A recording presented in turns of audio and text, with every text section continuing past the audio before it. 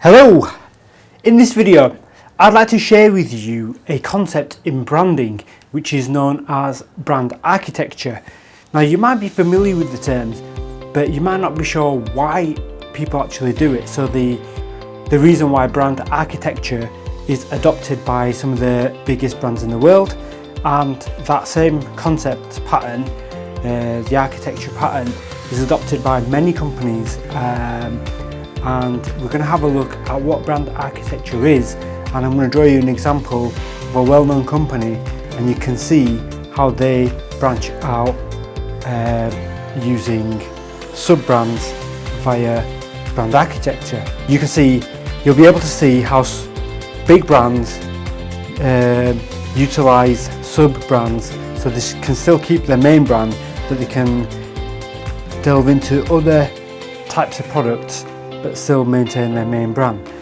In brand architecture, the structure, it's all to do with the structure of brands within a larger brand. So you have your main parent brand and then all the sub-brands. So all the small companies and sub-brands within a company's portfolio, they're all related to, they differentiate from one another, but they're all like children of the main parent brand. Now, sub-brands help to reinforce and reflect the main brand's core values and message, right?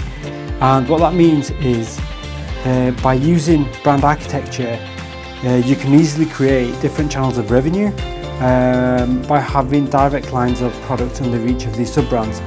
And overall, it's a nice way to keep the main brand but have the flexibility to diverse freely and still be related to the main brand as a child of that brand. Okay, so what we're going to do now is we're just going to have a quick look at a well-known brand.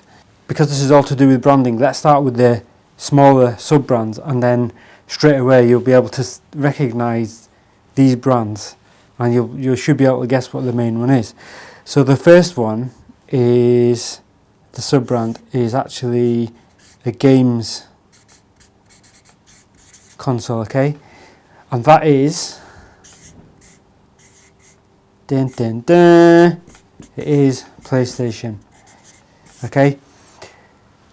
Then the next one is, it's a line of, well, it's a type of laptop, or it's a brand of laptop. And finally is Cybershot, which is a camera. So what is the big parent company? I'm sure you've already guessed it. It is none other than Sony, okay? Now, Sony is obviously a massive company who've been around in all areas of the electronic market for years and years and years, right? So this is how Sony manage their brands, by the use of brand architecture. So they're able to obviously have a line of products where they can go into the games market. They've obviously got Vaio. I hope I'm saying that right. If not, comment below and let me know if I'm saying that right. But I've always said it as Vaio. But these laptops are Sony's offering to the market, and they are brought to the market obviously via the use of being a sub-brand. And finally, Cybershot, which is Sony's camera range, that is also brought to the market. So if Sony wanted to, bring a new product or tap into a new market, they'd literally just branch off, and that's how you create brand architecture. See, it all makes sense when you've got a big brand like this, and you're probably thinking, well, yeah, that's how you would do it, because everyone knows Sony and that's how you spread out.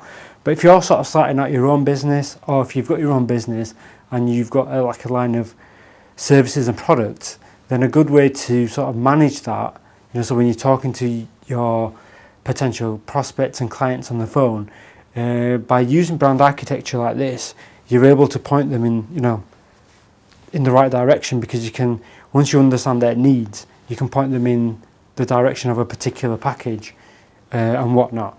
So, but if there's anything more that you'd like to know about brand architecture, let me know in the comments below, and don't forget to subscribe to my YouTube channel where you can learn more about branding, user experience design, and most of all, digital marketing. So I'll catch you in the next video. For now, take care.